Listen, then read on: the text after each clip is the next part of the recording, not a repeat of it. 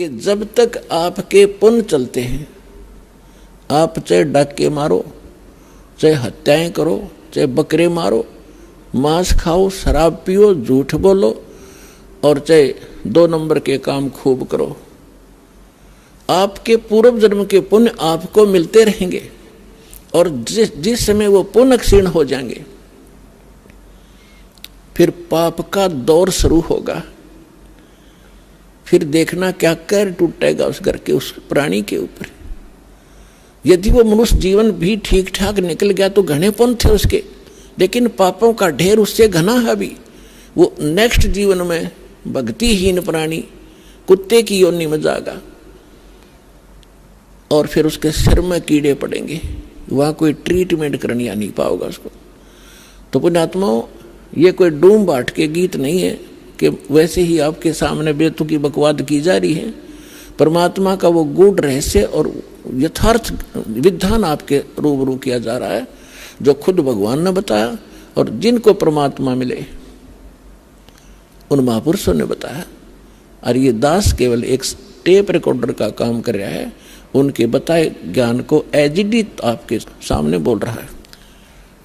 अब परमात्मा बताते हैं, कबीर लूट सको तो लूटियो, राम नाम की लूट, पीछे फिर पछताओगे भाई प्राण जहांगे छूट।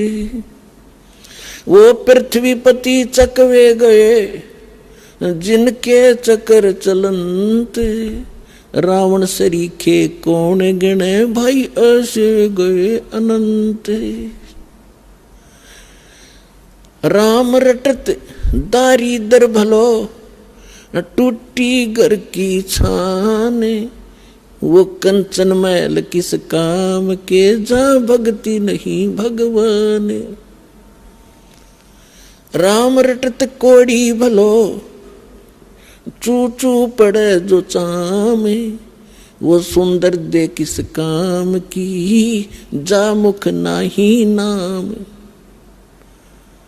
कबीर जिव्या तो वाए भली, जो रटे हरि नाम, नहीं तो काट के फेंक दियो ये मुख में भलो ना चामे। पुण्यात्माओं, जिव्या कितनी काम की चीज है, हर प्रकार के टेस्ट बता देती है, खाने में सहयोग देती है, परमात्मा का गुणगान करती है। यदि हम इसका यथार्थ यूज नहीं करते, सही प्रयोग नहीं कर रहे हैं, जैसे सारा दिन झूठ बोले, पेट के लिए अटपट करते हैं, किसी का गलत गवाही देकर उसको सजा प्राप्त करवा देते हैं अपनी इस जुबान से, तो ये जुबान आपके लिए सबसे बड़ी दुश्मन से होएगी। और अगले जन्म में आपको पशु योनि में भेज दिया जाएगा।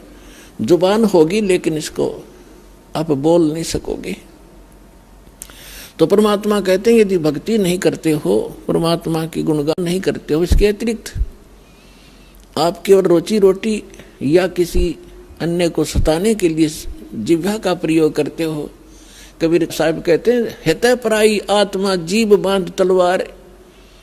एक तगड़ा व्यक्ति एक कमजोर व्यक्ति को ऐसा वचन बोल देता जुबान से, अब उसकी पार तो बसाए नहीं, क्योंकि वो हर तरह से सब उसे तगड़ा है, बलशाली भी है, वैसे भी राज में पहुंच है। तो वो व्यक्ति उसको प्रति उत्तर ना दे करके बैठ कर रोता है अपने घर पे, उसकी आत्मा दुख पाती है। तो उसने उस जीभ से तलवार का काम कर दिया, उस आदमी की आत्मा काट दी।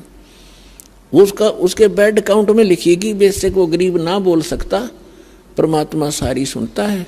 कहते हैं, चिट्टी पायल बाजा पैर साहिब सुनता है सब लहर।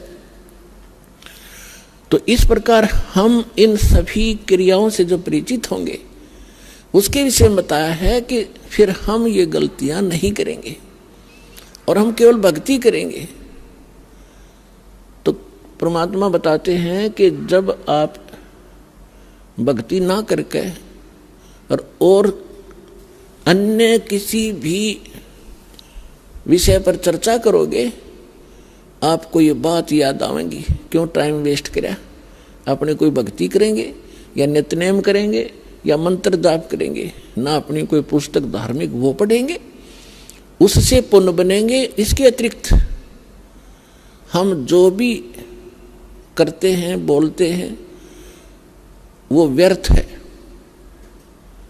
वो यूजलेस है। इसलिए सभी संतों ने इस बात को समर्थन दिया है कि परमात्मा की भक्ति करो, बाकी आप जितना भी क्रिया इसके अतिरिक्त करते हो ये आपको लाभ नहीं देगी। अब जैसे आपने सुना था कि जैसे कर का जहर का रंग होरी हो, कहो कौन तिस खावे राम रंग होरी हो। अब जैसे जरा सा भी कोई पाप आप करोगे, आपको ऐसा लगेगा जैसे ये विष का कण है। जब आपको ये पता है कि ये वस्तु जो पदार्थ यहाँ पर गिरा है ये विष है और उसका एक कण भी पड़ा हो, और विष के अवगुण से आप परिचित हैं, उसकी हानि से परिचित हैं, उसका एक कण किरका कहीं गिरा हो, क्या आप उठाकर जीभ को लगाओगे? उसको उठाकर ऐसे स्थान पर दबाओगे किसी और के भी हाथ ना लग जा, और अपने हाथ में भी 6 साबुन से धोओगे। तब आपको जब ये ज्ञान होगा कि आप जो क्रियाएं कर रहे हो एक परमात्मा की भक्ति ना करके 2 नंबर के काम करते हो, मांस खाते हो, शराब पीते हो, हुक्का पीते हो, या और कोई दुराचार करते हो, आपको वो विष का कण दिखाई देगा। और जो व्यक्ति बुद्धिमान होता है, जैसे बालक तो गलती करते हैं, वो विष भी खा जाते हैं, मर जाते हैं, खाएंगे तो मरेंगे भी।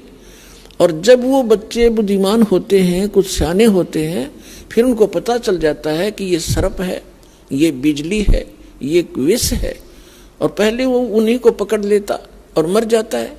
जब वो समझदार होता है तो स्वयं भी दूर भागता है और अन्य को भी सतर्क करता है कि बिजली का तार गिरा है, इसे दूर हो जाओ। और छोटा बालक होता है, जब तक बुद्धि काम नहीं करती उसको पकड़कर मर जाता है। सर्प को भी छू लेता, पकड़ लेता है, उसको डस जाता है, वो मृत्यु को प्राप्त हो जाता है। और जब वो बच्चा बड़ा हो जाता है, उनके अवगुणों से परिचित हो जाता है, उसकी बुद्धि काम करने लग जाती है, तो फिर वो स्वयं भी बचता है, अन्य को भी सतर्क कर देता है। ठीक इसी प्रकार ये समाज सारा बालक बुद्धि का है। जब तक ये तत्व ज्ञान से परिचित नहीं है, परमात्मा के विधान से परिचित नहीं, तो सभी विष खा रहे हैं, सर्प की पूंछ पकड़ रहे हैं और बिजली के तारों को हाथ लगा रहे और मर रहे हैं। अब इस ज्ञान से, इस तत्व ज्ञान से आपका कलेजा हिल जाएगा। और इतना ज्ञान समझ के भी कोई नहीं मानता है तो महामूर्ख, और फिर उसका कोई ट्रीटमेंट नहीं, वो तो फिर गधा ही है, इस जीवन में भी गधा है। जब हमें प्रत्यक्ष दिखाई देता है कि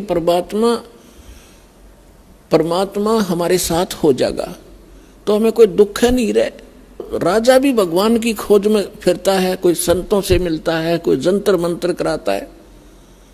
राजा से बड़े तो आप नहीं हो सकती प्रजा, ना सुखी हो सकती जैसा तुम मानते हो। राजा भी अपनी आपत्ति में परमात्मा की आड़ लेता है और आपको सीधा ही भगवान मिल रहा, तो फिर आपका कौन सी कमी आवेगी, ये विचार करने की बात है। पहले तो दास आपको परमात्मा के विधान और इस ज्ञान से इतना परिपूर्ण कर देगा कि आपके हृदय में ये पक्की बात समा जाएगी कि कबीर इज गॉड, और ये रियलिटी है, वास्तविकता भी है। और फिर ये ऐसा प्रमाणित कर दूंगा कि ये भक्ति है, ये विधि है भक्ति की, और विधि नहीं है। आप बुद्धिमान हो, हमारे पास सदग्रंथ हैं, प्रमाण हैं, जिन महापुरुषों ने ये मंत्र जाप किया उनका उद्धार हुआ, वो मोक्ष हुआ, हम भी मानते हैं ये मुक्ति प्राप्त हुई इनकी। उनके अतिरिक्त कोई मोक्ष प्राप्त प्राणी नहीं है। चाहे वो सिद्धि कितनी ही कर गया हो, चाहे वो कितने चमत्कार दिखाकर मर गया हो, लेकिन वो मोक्ष प्राप्त नहीं है। तो फिर कौन सी समस्या रहेगी? फिर मूर्खता की। जानबूझ साची तजय और करे झूठ तने, ताकि संगत है प्रभु, फिर सोपन में भी ना दे। जो इतना ज्ञान समझकर फिर गलतियों पे गलती करता है तो बुद्धिमान व्यक्ति नहीं है, वो तो जानबूझकर बकवाद कर रहा है।